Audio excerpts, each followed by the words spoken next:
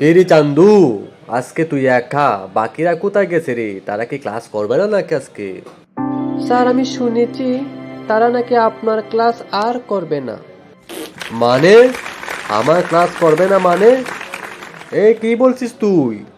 ওই যে আপনি খালি মারপিট করেন, এই জন্য তারা বলছে আপনার ক্লাস আর করবে না।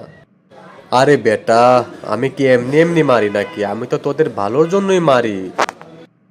আচ্ছা ঠিক আছে, তুই ওদেরকে বলে দিস যে আমি আর ওদেরকে শাসন করব না, যেন আমার ক্লাস করে। ওরা যদি এভাবে আমার ক্লাস না করে তাহলে তো আমাকে বরখাস্ত করে দিবি রে। তাহলে চান্দু, তুই আমার একটা উপকার করবি? জি স্যার, বলেন। তুই তো 3 বার পরীক্ষায় ফেল করছ। যদি আমার এই উপকার করে দিতে পারিস তাহলে আমি তোকে এবার পরীক্ষায় পাশ করিয়ে দিব। তুই এখন থেকে বাকিদেরকে বলবি যে স্যার এখন থেকে ভালো হয়ে গেছেন, আর তোদেরকে মারপিট করবে না এবং তোদেরকে পরীক্ষায় সহযোগিতা করবে। ও মা, এটা একটা ব্যাপার হইল স্যার। 3বার পরীক্ষায় ফেল করছি আর মনটা না ভরে গেছে। এই যে আপনি বলছেন এবার আপনি আমাকে পাশ করিয়ে দিবেন।